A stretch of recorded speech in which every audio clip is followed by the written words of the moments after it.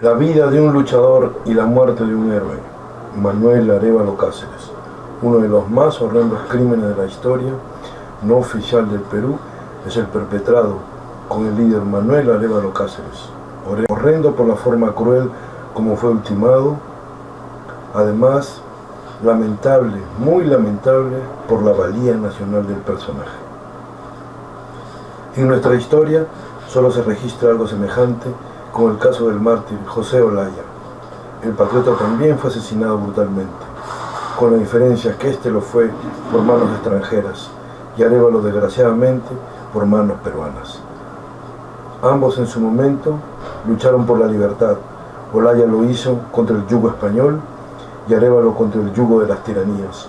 Los dos resistieron heroicamente las torturas y dieron su vida por ver libres a su patria y a su pueblo.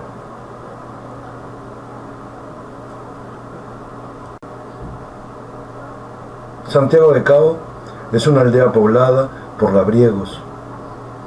Ubicada en el valle del Chicama, pertenece a la provincia de Trujillo, capital del departamento de La Libertad. Allí nació Manuel Jesús Arévalo Cáceres el 15 de octubre de 1903, producto de un hogar humilde. Sus padres, don Manuel Arévalo Holguín y doña Angelita Cáceres, eran gente ligada al campo. El niño Manuel era un tanto inquieto y andaba descalzo. Cuando llegó a los 7 años de edad, fue matriculado en una escuela fiscal, la única que existía en el lugar más cercano al que había nacido y que entonces dirigía don Pedro Saldívar. Solo estudió 3 años de la instrucción primaria, aunque hay quienes afirman que solo fueron 2. Manuel veía los esfuerzos y sacrificios de sus padres por sostener el hogar. Se daba cuenta, pese a su corta edad, que tenía que trabajar para ayudar al mantenimiento de la familia. Por eso, a los 10 años, comenzó a trabajar en la hacienda Chiquitoy, donde su labor consistía en separar hierba y hacer espacios a filo de machete. Esa labor la hizo hasta cumplir 13 años, tiempo en el cual demostró no solo voluntad de trabajo, sino un marcado afán de superación. La gente mayor que la rodeaba apreciaba en él esas cualidades y por ello le guardaban gran consideración. Lo veían siempre con algo de lectura en sus manos y hacía muchas preguntas. Un día, a esa edad, consiguió que lo aceptaran en la hacienda Cartavio como ayudante en la elaboración de azúcar, con un salario de 30 centavos diarios, 5 más de lo que venía ganando. Y aquí también daba señales de una gran preocupación por la lectura. Llamaba la atención porque se veía interesado por los acontecimientos del país. Era frecuente verlo leyendo periódicos, los que procuraba. Siempre atento a la forma de mejorar su situación, consiguió que la hacienda Roma lo aceptara como trabajador en virtud del respaldo que le dio un tío suyo, que se desempeñaba como mecánico en esa hacienda. Su salario mejoró, andaba ya por los 15 años, impresionaba porque su tipo no era común, mozo, fuerte, de anchas espaldas y de alta estatura, abultada cabeza, cutis blanco, ojos verdes, medios oblicuos, cabello castaño, oscuro, que lo peinaba hacia atrás. Sus amigos más cercanos se llamaban y lo llamaban a él el gato Manuel, por el color de sus ojos y lo penetrante de ellos. Seguía devorando libros, periódicos y panfletos. Comenzó a nutrirse de las ideas anarquistas que ya se fundían entre los trabajadores. Mostraba preferencia por los escritos de González Prada. En estas circunstancias conoce a Julio Raigada, un hombre de tez morena, de clara inteligencia y con visibles condiciones de líder sindical, principalmente entre los de vasto sector que trabajaba en las plantaciones azucareras.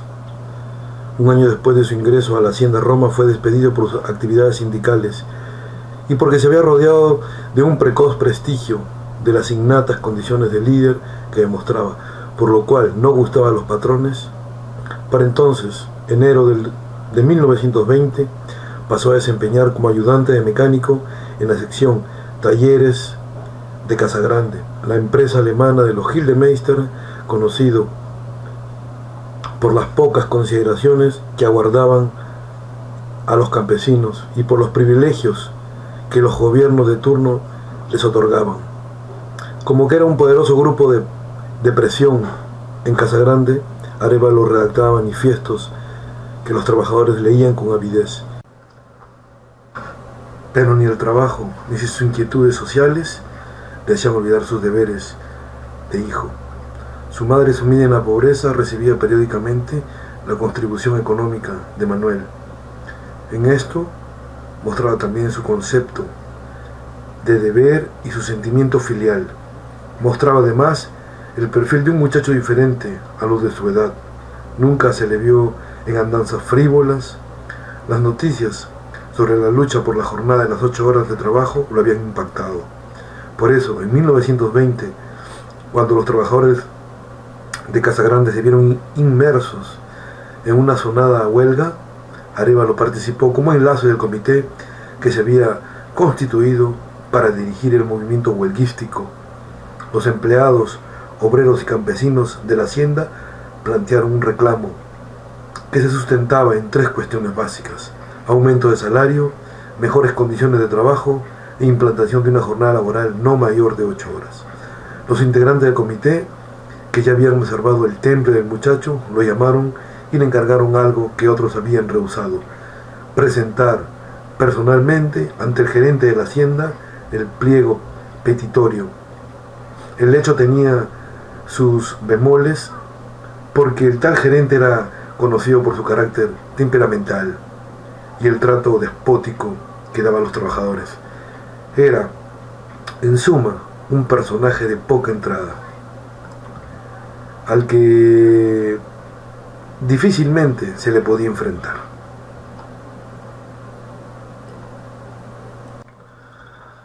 Pero si bien el compacto grupo de poder que mandaba en el valle había cedido esta vez a la demanda de sus trabajadores, no había cedido, empero, en su política de explotación y de taimada persecución de sus dirigentes, utilizando artimañas y poniendo en movimiento todos los resortes de su poder, consiguieron, pocos meses después, que se aprecie nuevamente a Arévalo.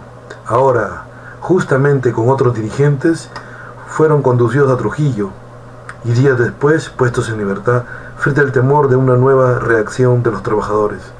En estas circunstancias, Manuel había sido noticiado que existía el propósito de llevar adelante una acción represiva contra él, y de cualquier brote de descontento o de violencia que se produjera en las haciendas del valle se le iba a atribuir para una larga condena. Decide entonces darse una tregua táctica y con este temperamento viaja a Lima, permaneciendo unos días en la capital, donde se sentía muy cómodo, y opta por trasladarse al Callao porque en el puerto tenía conocidos. Sin embargo, fue breve su estancia allí, aprovechando el tiempo para elaborar planes como consecuencia de los cuales determina, entre otras cosas, su retorno a Trujillo. En ese entonces, Arévalo mantenía contacto permanente con los dirigentes obreros, a quien instruía sobre tácticas de lucha y de organización. Simultáneamente frecuentaba las universidades populares, pertenecía al Ateneo Popular y alternaba con los intelectuales del afamado Grupo Norte, con algunos de cuyos miembros estrechó vínculos, principalmente con filósofo y maestro Antenor Orrego, que era quien encabezaba tan prestigioso núcleo. Orrego, sin duda, fue quien aquilató a Manuel en ese entonces.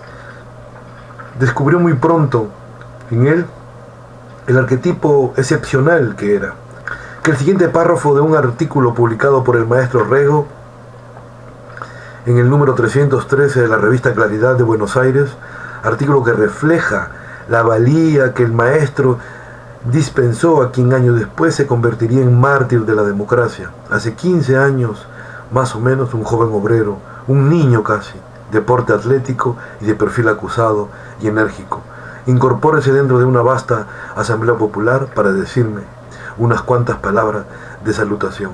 Era Manuel Arévalo, hablando a nombre del Ateneo Popular de Trujillo. Cuando frecuentaba el Grupo Norte, Yaya de la Torre se había trasladado a Lima y César Vallejo se encontraba en Europa, pero alternaba con los que aún quedaban: el poeta Alcides Espelucín, Julio Espejo Astuzirriaga, Julio Esquerre, Francisco Sandoval, por supuesto, Antenor Orrego y otros. Con todo este selecto grupo, Arévalo se nutrió más intelectualmente y cada día ampliaba su horizonte cultural, pero no descuidaba su actividad sindical, ni sus afanes de índole social. Un hecho importante protagoniza Arévalo en su vida íntima, cuando, con 23 años, sobre sí, contrae enlace con Edelmira Gimán, su antigua novia. Con ella se sentía feliz, existiendo una identificación plena. Por eso, tiempo después, cuando una noche llega a su casa de la exposición sobre González Prada que había hecho Orrego en el Ateneo Popular, le confió con gozo que había tenido una intervención pública ante el selecto auditorio y que el orador, un gran hombre, le había expresado: amigo Arévalo, usted vale mucho. Desde entonces el orgulloso mecánico se sintió estrechamente ligado al maestro, de quien aprendió mucho y nunca más se separó. Transcurrió los años, sobre todo después de muerto, Arévalo fue motivo de bellos y sentidos escritos de Orrego. Cuando el 12 de julio de 1931 llega al Perú Haya de la Torre, convertido en candidato presidencial, el país todo se vio sacudido con la noticia y con el verbo encendido del hijo peregrino que volvía a su patria después de 8 años de destierro. Arévalo, ganado definitivamente por las ideas avanzadas del aprismo que Orrego, entre otros, se habían encargado de divulgar, fue uno de los primeros en acercarse. Personalmente, el líder recién llegado, cuando volvió a Trujillo. Desde el primer momento, Haya advirtió en él un hombre dotado para el liderazgo.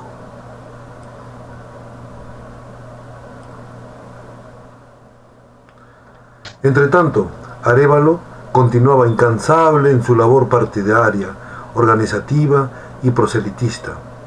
El día de las elecciones 11 de octubre de 1931, la lista de candidatos apristas por Trujillo obtuvo un abrumador triunfo, siendo Arévalo uno de los vencedores.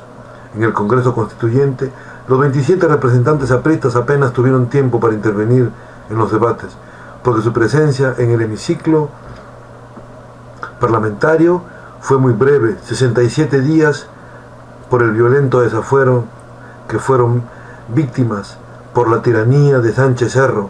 Sin embargo, el diario de los debates registra históricas polémicas que desataron sobre Manuel Sobane, Luis Alberto Sánchez, Luis Heisen, Carlos Manuel Cox, Pedro E. Muñiz y otros.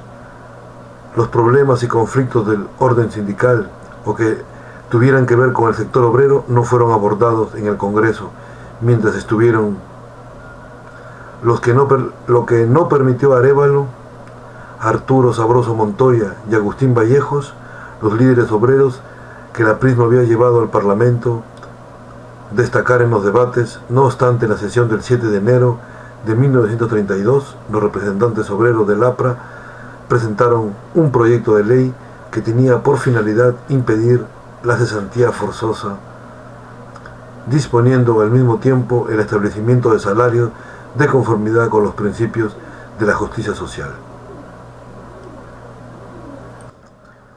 En las primeras semanas de 1933, cuando la persecución del sanchecerrismo contra los miembros del partido había cobrado mayor ferocidad, Arévalo recibió la orden del comando de retornar al Perú, ya que Arévalo y muchos militantes fueron desterrados hacia Colombia y Panamá. Él ya se encontraba en plenos preparativos para hacerlo. El ingeniero Pedro Muñiz, también constituyente desterrado, que ya como hemos anotado se encontraba a sí mismo en Ecuador, recibió la igual orden. Ambos coordinaron acciones y en efecto realizaron un largo viaje por tierra, logrando trasponer la frontera con el mayor sigilo, tomando todas las precauciones para pasar inadvertidos. Mientras Muñiz siguió viaje hasta Lima, Arévalo se quedó en Trujillo. Hasta que un día aciago que tanto se temía llegó. La noche del 2 de febrero de 1937, rodeado al líder, se encontraba un grupo reducido de militantes apristas en la base clandestina de la Alameda de Mansiche, de la ciudad de Trujillo, una de las más activas en los años duros de la persecución desatada por el gobierno de Benavides. La puerta principal de la casa era cerrada permanentemente para dar la impresión que estaba desocupada, en tanto que la otra, de la parte posterior, en el Paseo Muñiz, era que se utilizaba para el ingreso de las personas que se reunían con Arévalo en horas de la noche y en el mayor secreto. Pocos eran los que tenían conocimiento de esta base. Quienes más concurrían eran Antenor Rego, Hernán Boggio, José Alberto Tejada, Luis Cáceres Aguilar y algunos dirigentes del Valle y de otras ciudades del norte. De esta base salían las directivas que impartía Arévalo. Porque aquellos días el coronel Armando Sologuren, prefecto del departamento, había multiplicado sus esfuerzos para seguir la captura, vivo o muerto, del activo líder trujillano. Tengan siempre presente que el secreto de nuestra fuerza radica en nuestra fe y en nuestro espíritu de sacrificio, en nuestra organización y en nuestra disciplina. Cada semana debemos decirnos nosotros mismos: lo que hice ayer es poco, debo superarme. Estas son palabras del líder Manuel Arévalo Cáceres. El prefecto Sologuren, con un inusitado despliegue de fuerza, rodeaba la manzana de la famosa base. Al lado sur se encontraba guardado por soldados del batallón 19, la Guardia Civil cuidaba el frente y miembros de la Guardia Republicana los laterales. Soplones e individuos uniformados escalaban las casas vecinas y se parapetaban estratégicamente en el interior. Dentro de la casa los apristas sintieron los pasos de los soplones que corrían sigiloso por los techos. Al instante los apristas se dieron cuenta de la situación en que se encontraban. Cómo pudieron, trataron de tomar las medidas defensivas en el caso demandaba. En esos momentos, fuertes golpes de los agentes policiales se sintieron en la puerta. Como nadie los abría, rompieron violentamente la puerta e ingresaron a un pasadizo. Aquí se encontraba con otra puerta que le impedía el paso, la derribaron también. Los apristas quedaban protegidos tan solo por una mampara. Raúl López Obando, uno de los acompañantes de Arévalo, exige a este entrar al escondite secreto que ex profeso existía en la base. Arévalo así lo hace mientras López Obando corre hacia la mampara para obstaculizar la demora y el ingreso de Sologuren y su gente, y así dar tiempo a Arévalo para que se oculte convenientemente. Los soplones presionan violentamente la mampara, caen los vidrios hechos pedazos y se encuentran con López Obando y con Miguel Holguín, quien lo acompañaba. ¿Qué quieren?, preguntó Obando. ¿Por qué no han abierto la puerta?, fue la respuesta del prefecto. Creí que se trataba de ladrones, respondió López.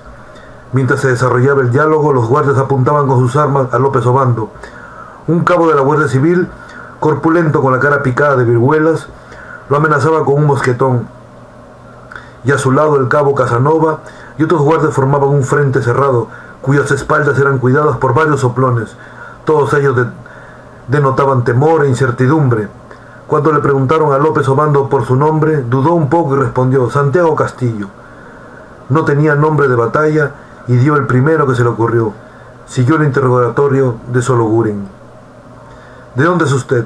De Santiago de Chuco. ¿Qué hace aquí? Aquí vivo.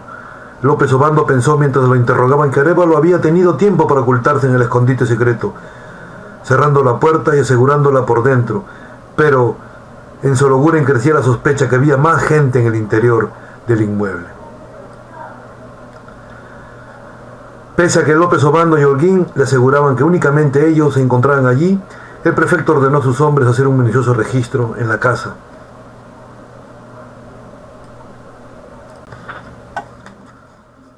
Concluido el registro, Sologuren dio la orden para que dos apristas, es decir, López y Holguín, los dos habían conseguido fugar ayudados por la sombra de la noche, fueran llevados al local de la Guardia Republicana. Allí un cabo les tomó sus datos personales.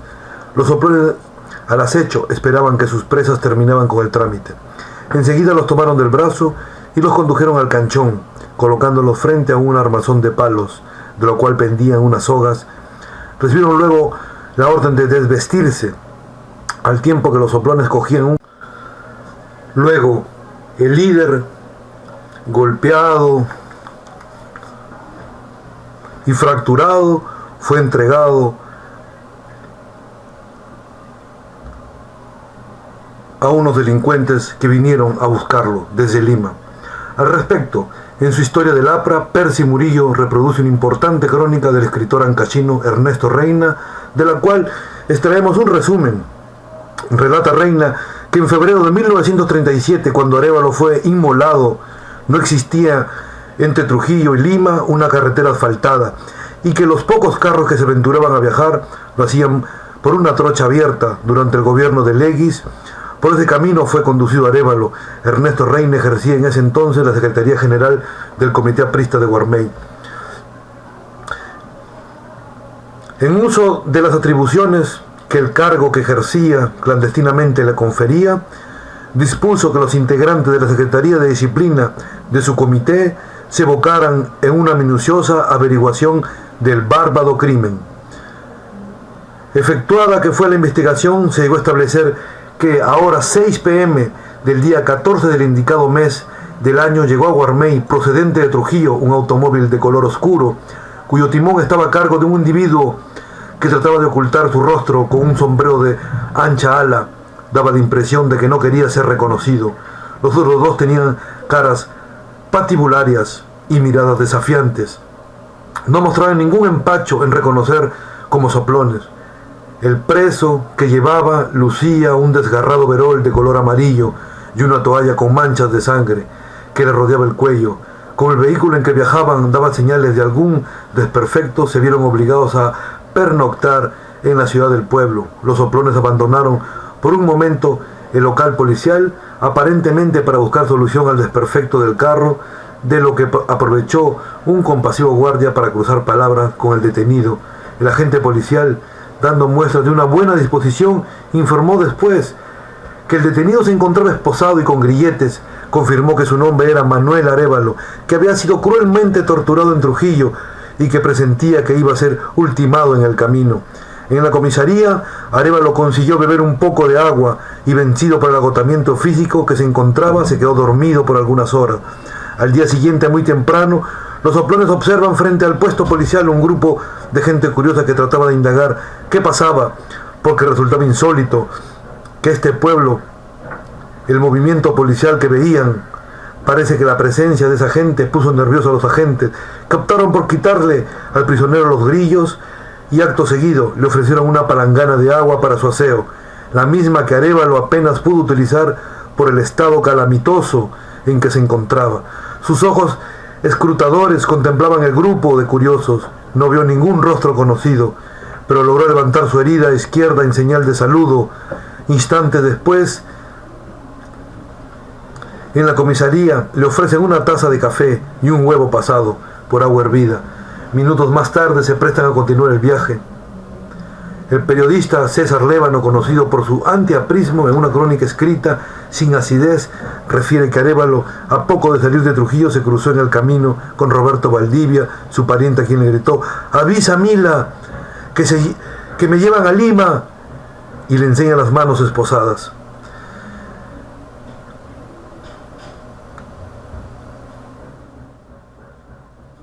De Guarmey partieron después del desayuno, tomando dirección al sur. Avanzan hasta llegar al punto denominado Colorado Chico, gran pampa cercana del mar, entre Guarmey y Pativilca. En ese lugar detienen el vehículo, bajan con el pretexto de miccionar e invitan a Arévalo a dejar el carro para lo mismo. Prudentemente y con gran esfuerzo, el ex constituyente se aleja unos pasos, instante en que los criminales aprovechan para dispararle mortalmente por la espalda. En las convulsiones de la muerte, logra hacer unos trazos con la mano sobre la tierra. Hasta aquí el resumen de la versión de Reina. Luis Aldarriaga, Ricardo Polo y Enrique Espantoso habían cumplido su macabra misión. Y así la tiranía de turno cegó la vida, valiosa para el país, cuando se escribía sin prejuicio la verdadera historia del Perú. Algunas de sus páginas tendrán que relatar las nuevas generaciones la biografía ejemplar de un hombre que dio su vida por la libertad y la democracia.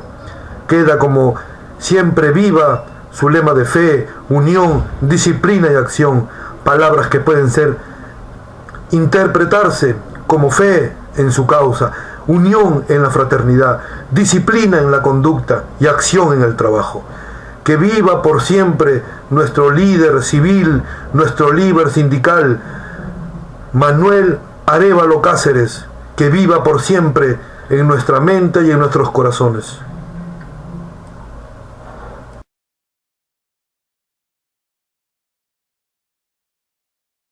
Ni el estruendo de sus disparos conseguirá callar mi voz.